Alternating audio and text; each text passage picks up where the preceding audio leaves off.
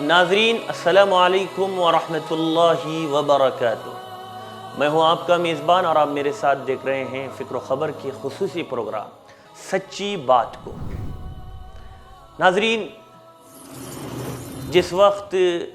راجدھانی دہلی میں ہمارے پردھان منتری وزیر اعظم نریندر مودی اور امریکی راشٹرپتی صدر ڈونالڈ ٹرمپ دو طرفہ امور پر آپس میں گفتگو کر رہے تھے اور عالمی حالات و مسائل پر تبادلہ خیال میں مصروف تھے، ٹھیک اسی وقت افسوس کے ساتھ کہنا پڑتا ہے کہ دہلی شہر دنگوں کی آگ میں جل رہا تھا۔ میٹنگ کی جگہ حیدرآباد ہاؤس سے محض چند کلومیٹر کے فاصلے پر دنگائی توڑ پھوڑ کر رہے تھے، دکانیں جلائی جا رہی تھی، پتھروں کی بارش ہو رہی تھی، اور حد تو یہ کہ پولیس والے دنگائیوں کو پتھر جمع کرنے میں مدد بھی دے رہے تھے۔ اور آپ کو معلوم ہوگا کہ اس وقت تک 24 افراد کی جانیں جا چکی ہیں۔ ناظرین، آپ غور کریں تو ایسا محسوس ہوگا کہ یہ فساد دراصل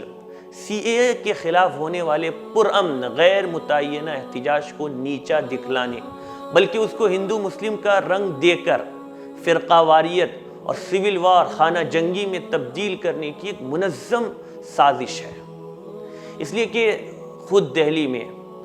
2 مہینے سے زیادہ مختلف جگہوں پر مظاہرے ہو رہے ہیں اور پرامن مظاہرے ہو رہے تھے، شاہین باغ اور اس کے علاوہ دوسرے کئی جگہوں پر، اور ابھی تک وہاں سے کوئی تشدد کی خبر بھی موصول نہیں ہوئی تھی، لیکن اس کو ختم کرنے کے لیے اور اس کو ایک نیا رخ دینے کے لیے، فرقہ واریت کی آگ میں جھلسانے کے لیے یہ سازش رچی گئی، اور 23 فروری اتوار کی شام ہوتے ہوتے بی جے پی مقامی نیتا کپل مشرا کے اکسانے پر جعفر آباد میں چل رہے دھرنے کے خلاف بی جے پی کارکنان نے پتھر بازی شروع کی۔ ناظرین، اس واقعے پر آنے سے پہلے میں آپ کو بتاتا چلوں کہ اگر آپ کو کپل مشرا کے کردار سے واقفیت ہوگی تو معلوم ہوگا کہ یہ کس حیثیت کا آدمی ہے۔ پہلے یہ عام آدمی پارٹی میں تھا، وہاں سے نکالے جانے کے بعد بی جے پی میں آیا، اور حیرت کی انتہا تو یہ ہے کہ جب یہ عام آدمی پارٹی میں تھا تو وزیر اعظم کو گالیاں بکتا تھا، پھینکو کہتا تھا۔ حد تو یہ ہے کہ اس نے مئی 2016 میں وزیر اعظم مودی کو آئی ایس آئی کا ایجنٹ تک کہہ دیا تھا۔ آج یہی لیڈر بی جے پی میں آ کر امن پسند غیر مسلموں کو بھڑکا کر اپنی سیاسی زمین بنانے کے لیے امن پسند عوام اور مسلمانوں کو گالیاں بک رہا ہے، اور اس سے آپ اندازہ لگا سکتے ہیں کہ کس قدر موقع پرست لیڈر ہے۔ جعفر آباد کی بات کریں تو وہاں پرامن مظاہرہ چل رہا تھا،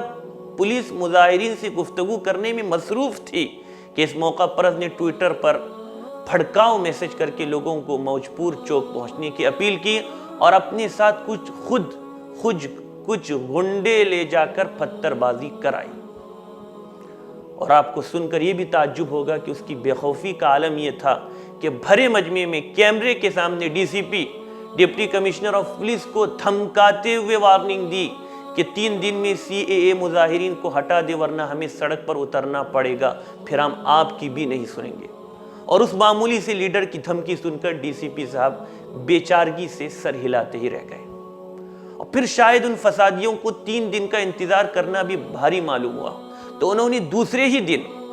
وارننگ تو 3 دن کی تھی لیکن دوسرے ہی دن اس کو عملی جامہ پہنا دیا، اور پھر دیکھتے دیکھتے ایک کے بعد دیگرے آس پاس چل رہے مظاہروں پر پتھراؤ شروع ہو گیا، اور پورے جمنا پار علاقے میں قتل و خون اور آگزنی شروع ہو گئی۔ اور اس وقت بھی پورے علاقے میں خوف و ہراس کا سما ہے، ہر آہٹ پر کان کھڑے ہو جاتے ہیں، فضا میں گونجتے جارحانہ نعرے،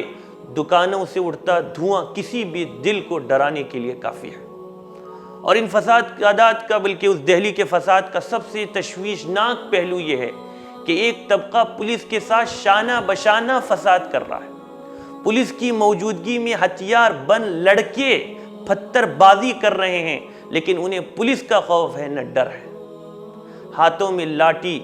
لیے لڑکے یہ نعرہ لگا رہے ہیں، پولیس ہمارے ساتھ ہے، دلی پولیس زندہ باد، یہ نعرہ لگاتے ہوئے دکھائی دے رہے ہیں۔ کیا یہ پولیس کی شہ نہ کہا جائے؟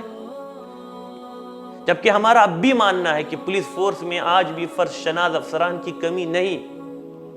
لیکن حالیہ واقعات کے تناظر میں لگتا ہے کہ پولیس کے کچھ افراد میں مذہبی تعصب اور مسلم دشمنی کا زہر سرایت کر گیا ہے یا سرایت کرایا گیا ہے۔ اور ان سب کے بیچ بار بار یہی سوال اٹھتا ہے کہ آخر سیاسی لیڈران کہاں ہیں؟ وہ کہاں غائب ہو گئے؟ دلی آگ میں جل رہی ہے، لیکن وزیر اعلیٰ سمیت سارے سیاسی لیڈران بس ٹویٹر پر ہی اور میڈیا پر امن کی اپیلیں کر رہے ہیں، لیکن شاید وہ بھی خود اس بات کو جانتے ہیں کہ ہر کام سوشل میڈیا سے نہیں ہوتا، ہر کام سوشل میڈیا پر نہیں ہوتا، کچھ کام زمین پر بھی کرنے پڑتے ہیں۔ اگرچہ کہ وزیر اعلیٰ اروند کیجریوال نے کہا کہ انہوں نے وہاں کے مقامی ایم ایل اے سے اور مقامی افسران سے میٹنگ کی ہے، لیکن ضرورت اس بات کی ہے کہ وہ بہت گہرائی کے ساتھ حالات کا جائزہ لیں اور کچھ ایسے اقدامات ان کی طرف سے ہو کہ اس کے اثرات زمینی لیول پر عوام کو نظر آئے۔ ناظرین، وقت ہے ایک چھوٹے سے بریک کا، مجھے یہاں رکنے کی اجازت دیں۔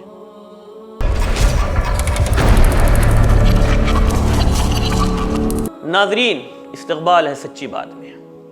ناظرین، دہلی فسادات کی آپ ویڈیوز دیکھیں کہ کس بے رحمی کے ساتھ بے قصوروں کو مارا جا رہا ہے، کیسا ظلم ہو رہا ہے۔ کیا ان ظالموں کے اندر ذرا سا بھی جذبہ ہمدردی نہیں؟